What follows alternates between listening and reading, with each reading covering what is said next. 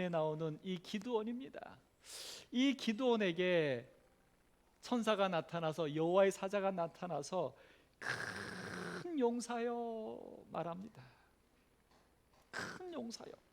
근데 여러분 사실 이 여호와의 사자가 나타나서 기드온한테 큰 용사여라고 말할 때 기드온은 어떤 모습을 갖고 있었냐면 포도즙 틀에서 밀을 타작하고 있었다라고 성경은 기록합니다. 포도즙 틀은 사실 이렇게 움푹 들어간 웅덩이에요. 거기에 안에 들어가서 밀을 까고 있는 거예요. 왜냐하면 그 주변에 있는 미디안 족속이 그 추수 때가 되면 쳐들어와서 이스라엘 백성들이 수확해 놓은 모든 것들을 싹 다 빼앗아 갔어요. 그래서 이 기드온이 어떻게 해요? 그걸 빼앗기지 않으려고 몰래 그 포도즙 틀에 들어가서 조심조심 밀을 까서 먹을 것을 좀 챙기려고 밀을 까고 있는 거예요. 여러분 절대로 큰 용사의 모습이 아닙니다. 그의 모습은 그저 먹을 것을 어떻게든 숨어서 얻기 위해 애쓰는 연약한 자일 뿐이에요. 좀 더 크게 생각해 보면 지금 이스라엘은 미디안 나라의 핍박을 받고 있어요. 미디안 사람들에게 괴롭힘을 당하고 있어요. 그런데 기드온은 그 미디안 사람들을 향하여 기치를 들고도 있지 못해요. 그 미디안 사람들 속에서 이스라엘 백성들을 구원코자 하고는 그런 소망도 없어요. 오직 이 기드온은 몰래 숨어서 자기 먹을 것이나 겨우 챙기고 있는 평범한 사람, 어떻게 보면 연약한 사람이었다는 거예요. 근데 바로 그런 기드온에게 여호와의 사자가 나타나서 뭐라고 말합니까? 큰 용사여. 아멘. 오늘 여러분과 저에게도 하나님께서 큰 용사여라고 불러주심을 믿으시게 되기를 간절히 바랍니다.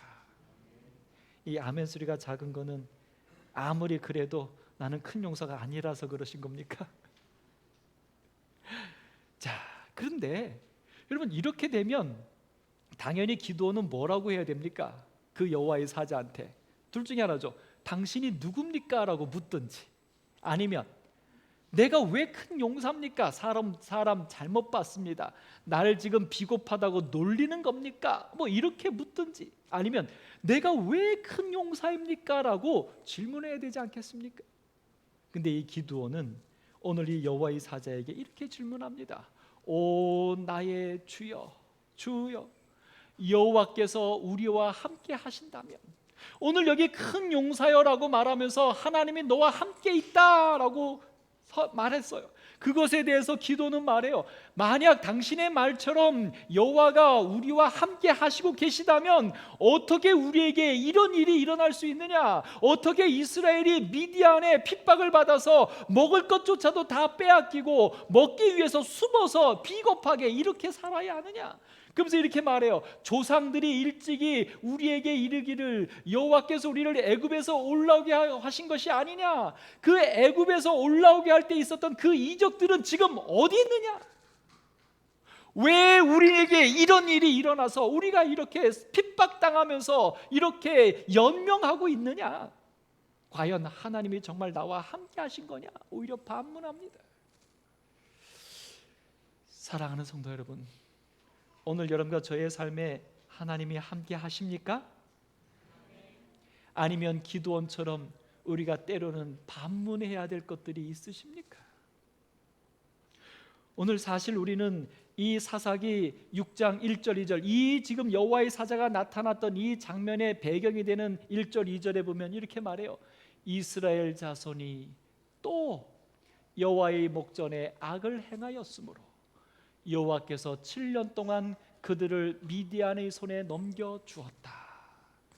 우리 공부했던 죄인의 톱니바퀴, 또 이스라엘 백성들이 하나님을 버리고 악에 빠졌기 때문에 어떤 일이 벌어진 거예요?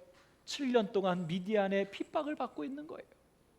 근데 여기 분명히 여호와께서 7년 동안 그들을 미디안의 손에 넘겨주었다는 표현이 나와요. 마치 하나님이 이스라엘 백성들을 벌 주시려고 미디안 백성들에게 핍박받게 한 것처럼 나와요. 그러나 분명히 성경은 뭐라고 말합니까? 여호와의 목전에 그들이 악을 행하였기 때문이라고요. 하나님이 넘겨주신 것이 아니라 그들이 악을 행하였기 때문에 넘겨졌다는 것입니다. 근데 우리는 사사기 6장 6절의 말씀을 좀 살펴보아야 합니다. 이스라엘이 미디안으로 말미암아 궁핍함이 심한지라 7년 동안 그때에 이스라엘 자손이 여호와께 부르짖었더라. 죄인의 톱니바퀴, 여호와께 고통스러워서 여호와께 구원을 부르짖으면 하나님은 사사를 통하여 그들을 구원해 주던 톱니바퀴예요.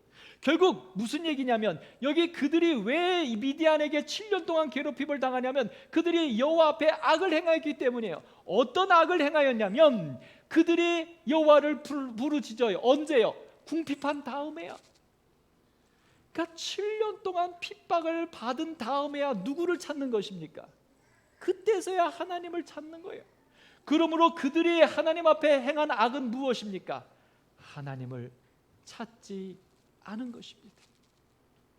7년 동안 이스라엘이 하나님을 찾지 않으니까, 하나님을 무시하니까, 하나님 없이 자기들의 뜻대로 자기들의 하고 싶은 대로 사니까 하나님이 그들을 이기게 하실 수가 없기 때문에 그들이 미디안의 포로가 된 것입니다.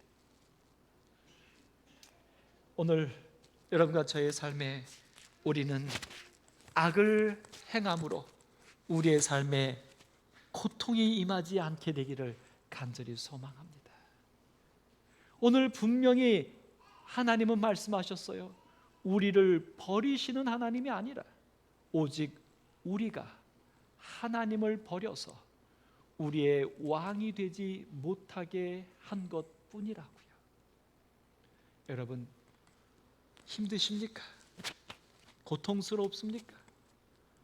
하나님이 우리를 버리셨기 때문이 아니라 우리가 그 하나님을 내 삶의 왕으로 모시지 않기 때문이 아닐까요?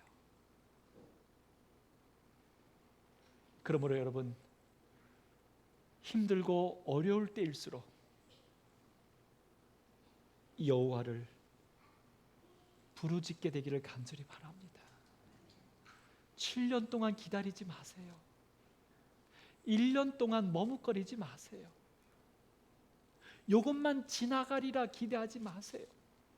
여러분 삶에 딱 어려움이 닥치자마자 여러분이 할 수 있는 일을 찾지도 마세요. 여러분이 해야 할 어떤 것을 노력도 하지 마세요. 여러분 삶에 힘든 일이 딱 시작되면 먼저 무릎 꿇고 여호와를 부르짖어서 그 여호와가 여러분 삶의 왕이 되게 하십시오. 그래서 괜한 시간 고통으로 보내지 마십시오. 괜한 시간 허비하면서 괴로워하지 마십시오. 여러분에게 주신 생명은, 여러분에게 주신 시간은 하나님이 주신 선물입니다. 예수님이 십자가에 달려 죽으시면서 우리에게 주신 보배로운 시간들입니다. 그 아까운 시간들을 고통하느라고, 괴로워하느라고 소비하지 마십시오. 여러분과 저의 삶에 문제가 생기는 그 순간 하나님을 찾게 되는 오늘 여러분과 제가 되기를 간절히 소망합니다. 여러분, 그래서 여러분과 저는 이런 간증을 좀 했으면 좋겠어요. 내가 이렇게 하나님을 떠나서 내 마음대로 막 살았더니 나한테 이런 일이 생겼다. 세상의 의학으로도 어느 무엇으로도 이것을 고칠 수가 없었다. 이겨낼 수가 없었다. 그 시간이 몇 년이었다. 몇십 년이었다. 근데 그때 내가 하나님을 알게 되고 하나님께 찾았더니 하나님이 나를 회복시켜 주셨다. 여러분, 이런 간증 저는 오남교회 성도들의 간증이 되지 않기를 소망합니다. 여러분, 그것은 정말 기적적인 하나님의 구원의 축복인 것은 사실이지만 여러분, 정말 하나님의 축복은 무엇이냐면 수년 동안 고생했는데 하나님 떠나 살았는데 하나님이 나를 기적적으로 구해주셨다. 이게 하나님의 축복이 아니에요. 진짜 하나님의 축복은 무엇이냐면 수년 동안 나는 하나님과 더불어 행복하게 살았다. 이게 진정한 간증이 되기를 소망합니다. 여러분과 저의 삶이기를 소망합니다. 우리 재림 성도들의, 우리 오남교회 성도들의 삶이기를 소망합니다. 여러분, 오늘 우리가 하나님을 버리지만 않으면, 하나님이 우리의 왕이시기만 하면 우리의 삶에는 문제가 일어나지 않을 수 있고, 문제가 일어나도 우리는 그것으로 인하여 핍박받지 않을 수 있는 것입니다. 오늘 그렇게 질문하는 이 기드온에게 여호와의 사자가 말해요. 너는 가서 이 너의 힘으로 이스라엘을 미디안의 손에서 구원하라. 내가 너를 보낸 것이 아니냐. 기드온이 묻잖아요. 하나님이 함께했다? 만약 하나님이 함께했다면 우리가 지금 미디안에게 핍박받는 것이 마땅합니까? 하나님이 우리와 함께하지 않은 거예요. 그랬더니 이 여호와의 사자가 말해요. 아니다. 하나님이 너와 함께하니까 너에게 주신 힘으로, 너에게 있는 힘으로 미디안의 손에서 이스라엘을 구원해라. 이게 하나님이 함께한 표징이다라고 말하고 있는 것입니다. 이게 하나님이 너와 함께한 증거라고, 내가 너와 함께하는 증거라고 말하고 있는 것입니다. 근데 여기 그렇게 말했더니 이 기드온이 뭐라고 말해요? 오 주여, 내가 무엇으로 이스라엘을 구원하리까? 보소서, 나의 집은 므낫세 중에 극히 약하고 나는 내 아버지 집에서 가장 작은 자다. 여기 너에게 있는 힘으로 구원하라고 했더니 이 기드온이 뭐라요? 나는 힘이 없는데 내가 어떻게 구원합니까? 여러분, 여기서 기드온이 뭔가 하나를 놓치고 있어요. 여러분, 여기 여호와의 사자가 말한 그의 힘이 뭘까요? 기드온에게 있는 힘이 뭘까요? 오늘 여러분과 저에게 있는 힘이 뭡니까? 오늘 우리는 이 부분을 쉬운 성경에서는 이렇게 말합니다. 너의 힘이라고 했던 부분을 쉬운 성경에 보면 이스라엘 백성들을 구할 능력이 너한테 있다는 거예요. 기드온에게 무슨 능력이 있을까요? 지금 몰래 숨어서 자기 먹을 밀이나 까고 있는 기드온에게 무슨 능력이 있을까요? 오늘 여러분과 저에게 무슨 능력이 있습니까? 오늘 여기 사사기 6장 12절에서 지금 여호와의 사자가 말하는 그 능력이 무엇인지를 보게 됩니다. 사사기 6장 12절, 여호와의 사자가 기드온에게 나타나 이르되 큰 용사라고 불렀지요. 그리고 그 뒤에 뭐라고 말합니까?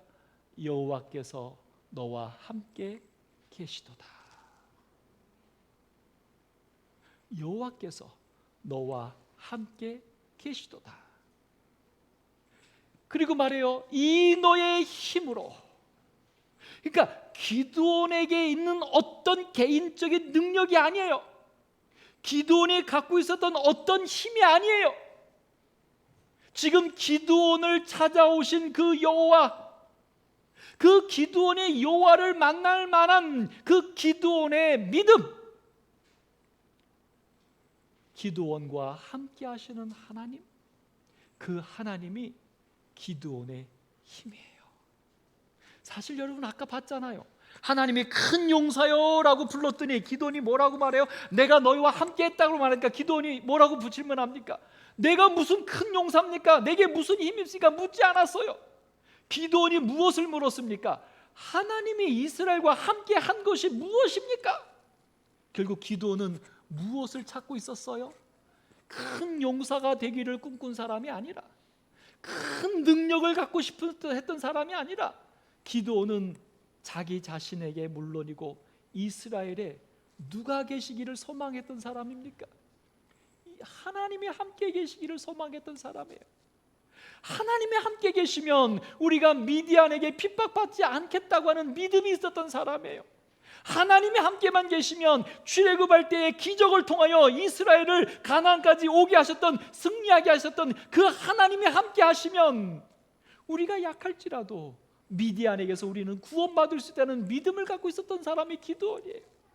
바로 그 기드온의 믿음, 하나님이 함께 하시면 우리가 승리할 수 있다라고 하는 그 믿음. 그래서 오늘 그 여호와의 사자가 말하는 거예요. 너의 그 힘, 너의 아버지가 작은 부족의 사람이고 너는 그 부족의 작은 자일지라도 그 힘이 아니라 기드온이 갖고 있었던 하나님이 함께 하신다면 이스라엘이 구원받았을 것이라고 하는 그 힘, 그 믿음. 사랑하는 성도 여러분, 여호와께서 여러분과 저와 함께 하십니까? 큰 용사가 되시기를 간절히 바랍니다. 여호와가 나와 함께 하시다는 사실을, 여호와가 나와 함께 하시면 모든 것에서 우리는 승리할 수 있다라고 하는 그 믿음, 여러분과 제가 그 큰 용사가 되기를 간절히 소망합니다. 그래서 이사야서 41장 10절에는 말씀하지 않습니까? 두려워하지 말라, 내가 너와 함께함이라. 놀라지 말라, 나는 내 하나님이 됨이라. 내가 너를 굳세게 하리라, 참으로 너를 도와주리라. 하나님이 함께 하시면 내 삶에 승리가 있으리라고 하는 그 믿음, 그 믿음이 오늘 여러분과 저를 큰 용사 되게 하실 것입니다. 여러분, 여기 천사가 말합니다.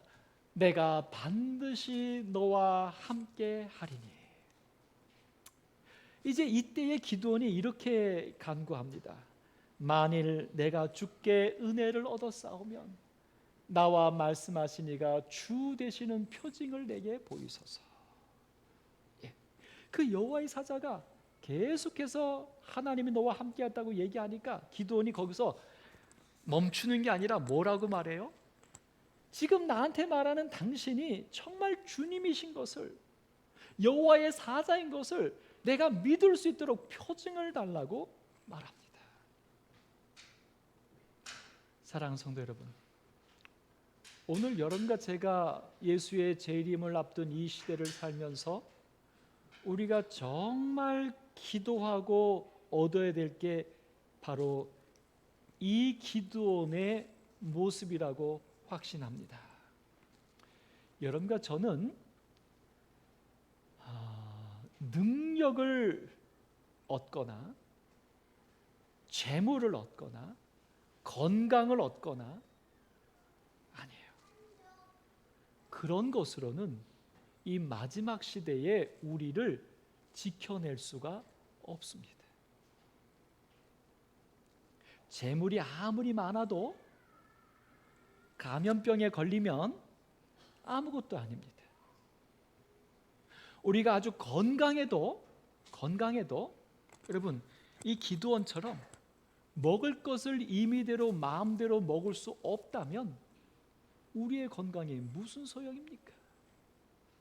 우리가 재물이 많아도 그 재물을 내가 마음대로 쓸 수 없다면 내 거 아닙니다. 잠깐 좀 말씀드립니다. 우리 함께 기도하고 계시죠? 우리 광명교회의 사건입니다. 참 안타깝습니다. 광명교회가 소속된 그곳이 재개발이 됐습니다. 재개발이 막 추진되는데, 재개발이 조합이 형성되고 제일 처음 시작될 때 이 재개발 조합장하고 이 교회하고 만나서 협의를 했습니다. 협의의 결과 현재 그 광명교회가 땅이 70평이고 건물이 164평인데 최소한 그것보다 더 크게 땅과 건물을 지어주겠다고 조합장이 약속을 했고, 그래서 교회도 재개발을 동의를 해주었습니다. 근데 이제 그 재개발이 이제 시공사가 이렇게 되고 설계가 되고 시에 이제 허가를 받는 동안에 조합장이 바뀌고 이렇게 하면서 내용을 바꿔버렸어요. 어떻게 바꿨냐면 광명교회에는 그 현재 그것을 빌미로 해서 12억만 주고 끝. 이유는 뭐냐면 광명교회가 그 땅이 종교부지가 아니라 그냥 근린생활 2종으로 돼 있어요. 48년 전에 세워진 교회입니다. 그때는 종교부지 뭐 이런 개념이 없었을 때입니다. 그래서 이미 48년 전에 사서 교회 건물을 짓고 교회로 등록해서 그렇게 48년 동안 살아왔는데 뭐를 하지 못했냐면 땅의 용도를 종교부지로 중간에 한번 바꿨어야 되는데 그 바꾼 것을 아무 필요가 없으니까 안 바꿨던 거예요. 근데 이 조합 측이 그거를 캐치해낸 거예요. 아, 이 교회가 건물이고 뭐고 다 교회로 등록되는데 땅의 용도는 근린생활시설이다. 그러니까 종교 부지로 계산해서 환원하지 않고 그냥 근린생활시설로 환산해 준다. 그렇게 해서 12억의 환산가가 나온 거예요. 그래서 그렇게 하기로 밀어붙이는 거예요. 광명시청에서도 그것을 받아서 그냥 그대로 인정해버려서 밀어붙이고 있는 거예요. 그 12억을 또 어떻게 주냐면 상가 건물, 복합 상가 건물에 10평, 그거 5억짜리 10평하고 돈 7억 주는 걸로 최종 결정이 난 거예요. 여러분, 땅 70평짜리에 160평 교회가 졸지에 어떻게 하게 됐어요? 돈 7억 받고 10평짜리 한 공간에 들어가게 된 거예요. 아무리 조합 측가 얘기해도 조합이 들어주질 않아요. 법이 그렇다는 거예요. 니네가 종교부지가 아니라 그냥 근생으로 지원한다는 거예요. 남양주시에 가서 관계자들 만나고 어필을 해도요, 법이 그러니까 어쩔 수 없다는 거예요. 니네들이 종교부지 아니니까 어쩔 수 없다는 거예요. 재판을 했는데 1차 재판에서도 쳤어요. 요번에 이제 그 시행령이 아예 내려져 버렸습니다. 그래서 이제 밀어붙이면 끝이에요. 여러분, 제가 이제 우리 남양주의 목회자들이 그 일에 대하여 이렇게 시에가 항고하는 어떤 현장에 우리 목회자들 다 같이 가서 같이 이제 그 일에 동참해 줬어요. 가도 행진하면서 동참해 줬는데요. 그 교회 목사님과 그 교회 교인들이 몇 분 안 됩니다. 그분들이 48년 동안 피땀 흘려 세우고 지켰던 그 교회가 그냥 이렇게 빼앗기게 됐어요. 그들이 호소하고 눈물을 흘리는 모습을 보는데 정말 마음이 얼마나 아픈지.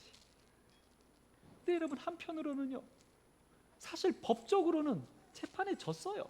재판에 졌다는 얘기는 뭡니까? 법의 조항으로는 문제가 아니라는 거예요. 여러분, 재물은 세상의 재물은 가이사의 것입니다. 하나님의 것이, 그걸 활용하는 자들이 가이사입니다. 세상입니다. 자기들의 이익을 추구하는 자들의 손에는 교회의 재산 언제든지 그들의 필요에 따라서, 그들의 악함에 따라서는 다 빼앗길 수 있어요. 우리나라는 경험하지 않았습니까? 일제시대 때 우리 재림교회 모든 재산 몰수되고 문 닫았잖아요. 교회 재산이 또 하물며 그럴 바에야 여러분에게 주어진 개인의 재산은 또 어떠합니까? 여러분, 재물도, 건강도, 때로는 권력도. 여러분, 우리나라 최고의 대통령과 됐던 그 권력자들이 그 대통령 자리에서 내려오고 난 다음에 어떻게 됐습니까? 여러분과 저를 지켜줄 수 있는 것은 그 무엇도 아닙니다. 오직 한 가지, 큰 용사되는 것, 하나님이 나와 함께 하신다는 사실을 믿는 믿음. 오늘 여러분과 제가 그러므로 이 시대에 무엇을 위해서 기도해야 되는가? 건강을 위해서 기도하시는 것보다도 더 많이 기도해야 될 것은 하나님이 나와 함께 하신 것을 믿게 하여 주옵소서라고 기도하셔야 합니다. 더 많은 재물로 나의 노후와 죽을 때까지를 준비하는 것도 우리가 노력하고 지혜를 발휘해야 되지만, 우리가 더 열렬하게 기도해야 될 것은 내 삶에서 함께 하시는 하나님을 잊어버리지 않도록, 잃어버리지 않도록 기도하셔야 합니다. 그러므로 지금 이때는 더 열심히 하나님을 찾고 더 열심히 하나님을 향하여야 할 때 아니겠습니까? 오늘 큰 용사가 되시기를 간절히 소망합니다. 이제 이 기드온이 지금 일어난 상황을 볼 때에 하나님이 함께 하신 것을 느끼지 못했는데 하나님이 함께 한다는 거예요. 그래서 이 기드온이 뭐라고요? 그 증거를 보여주세요 라고 말하고, 기드온이 재미난 짓을 합니다. 내가 예물을 가지고 다시 주께로 와서 그것을 드릴 테니까 그렇게 할 때까지 떠나지 마세요.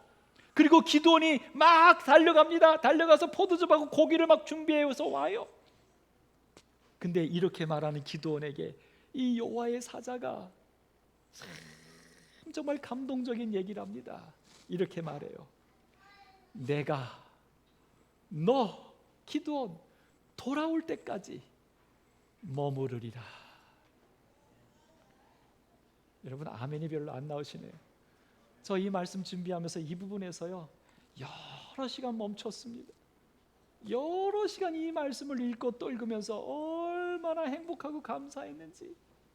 다시요, 지금 기드온은 그의 삶에 핍박을 받고 있고 정말 연약하고 비겁해서 자기가 수확한 밀인데도 불구하고 몰래 숨어서 그 밀을 까가지고 겨우 연명하려고 하는 근데 그에게 여호와의 사자가 나타나서 큰 용사라고 말해요. 근데 왜 기드온이 그러냐면 하나님이 지금 우리를 돌보시지 않는다는 거예요. 근데 그 기드온에게 하나님이 너와 함께라고 말하니까 기드온이 그러면 하나님이 나와 함께한 것을 증거를 보여주세요 라고 말하고선 가는데, 이 여호와의 사자가 뭐라고 말해요? 대부분 이렇게 말해야 되잖아요.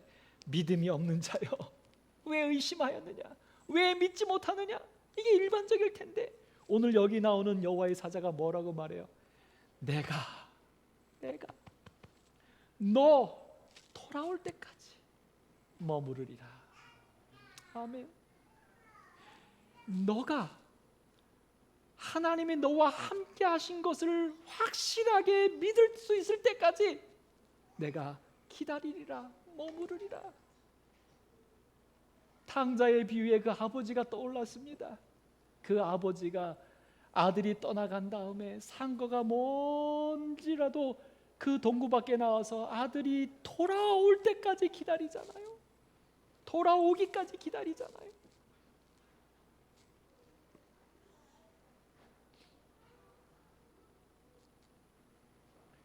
사실 여러분, 하나님이 우리를 떠나신 적이 있습니까? 마태복음 1장 23절에 예수의 탄생에 대해서 얘기하면서 그의 이름은 임마누엘이라 하리라 하십니다. 이렇게 부르라고 천사가 알려줘요. 그 뜻은 하나님이 우리와 함께 계시다 함이라예요. 근데 여러분, 저는 이 예수님의 이름 임마누엘이 너무 고맙고 감사했어요. 근데 오늘 이 말씀을 준비하면서 생각해보니 이런 생각이 들더라고요. 오죽했으면 태어나는 그 존재가 임마누엘이라는 이름을 알려줬을까? 하나님이 우리와 함께 계시다는 사실을 알려줬을까? 얼마나 사람들이 하나님이 함께 계신 것을 모르면, 우리가 얼마나 하나님을 잊어버리고 살고 있으면 나는 하나님이야 라고 말하는 게 아니라 나는 임마누엘이야, 나는 너희와 항상 함께 있었어, 나는 너희와 함께하는 하나님이야, 이 얘기를 역부로 하셨어야 할까? 오남께 성도 여러분, 재림 성도들이시여,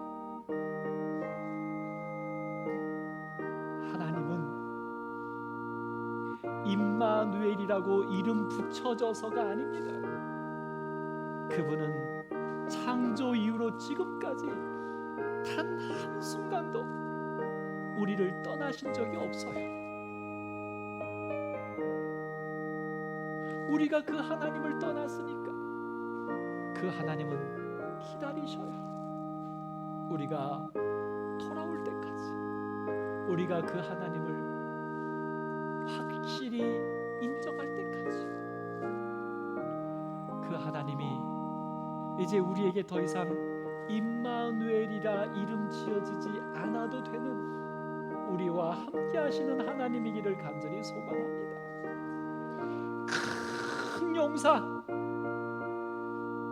바로 내 삶에 하나님이 함께 계신 것을 늘 경험하면서 사는 사람들, 내 삶에 하나님이 함께 하심으로 그분과 함께 살아가는 사람들, 그 사람들이 큰 용사입니다. 그 선택을 우리가 함께 이루시게 되기를 바랍니다. 이제 그렇게 이 기드온이 가서 고기가 갖다 놓으니까 그 여호와의 사자가 그것을 바위에 얹어 놓아라. 그래서 그 기드온이 그 바위에 얹어놨어요. 사실은 제사를 드리려고 갖고 온 건데 이 여호와의 사자가 그냥 제사 돌 위에 올려놓으래요. 그리고서는 여호와의 사자가 탁 지팡이를 쳤더니 그 바위에서 불이 나와서 그 모든 재물들을 다 불살라요. 그리고서는 이렇게 말합니다. 여호와의 사자는 떠나서 보이지 아니한지라. 이제 여호와의 사자가 보이지 않아요. 어떻게 보면 더 하나님이 기드온과 함께 하시는 것을 확인할 길이 없어졌어요.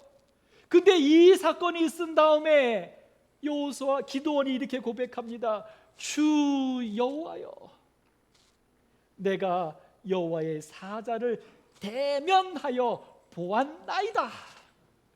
이스라엘의 하나님이 함께하지 않은 것으로 생각했던 그 기드온이 이제는 뭐라고 말합니까? 내가 여호와의 사자를 대면하여 얼굴과 얼굴을 맞대어 보았다. 그 하나님이 나와 함께 하신다. 그 여호와가 이스라엘에 역사하신다.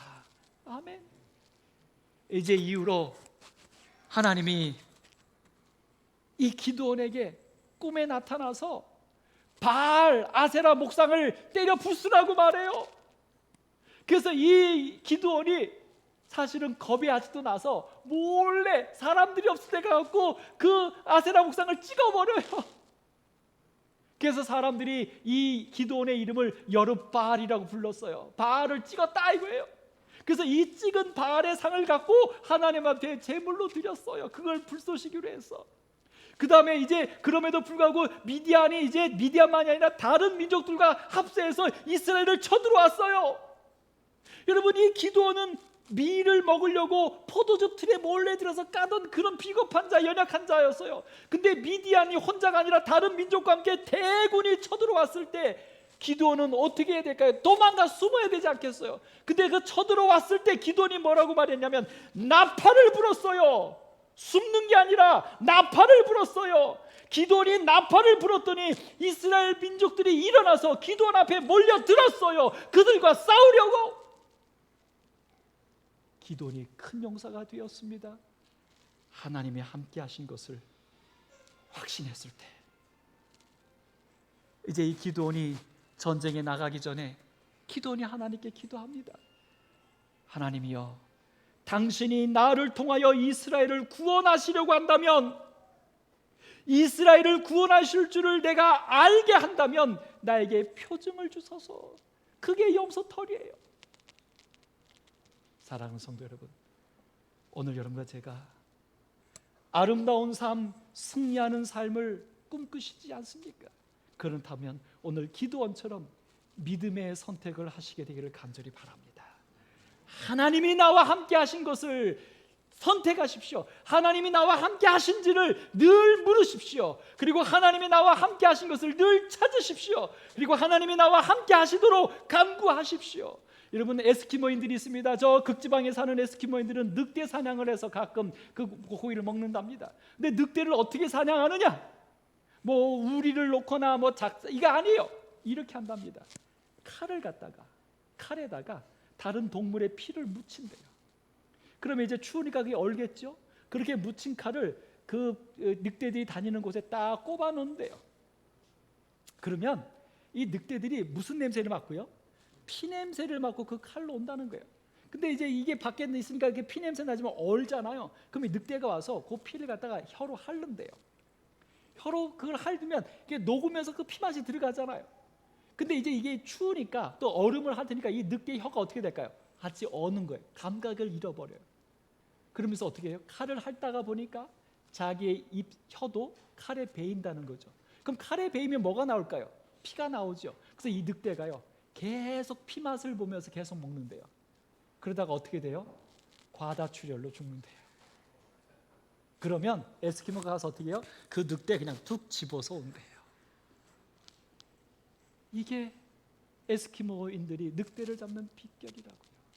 늑대가 피맛을 보면 자기 죽는 줄도 몰라요. 그러면 그리스도인은 어떻게 해야 될까요? 그리스도인은 예수님 맛을 보면, 그리스도인이 예수님 맛을 보면 어떤 죽음에 이르는 어려움이 있어도 우리는 살 수 있습니다.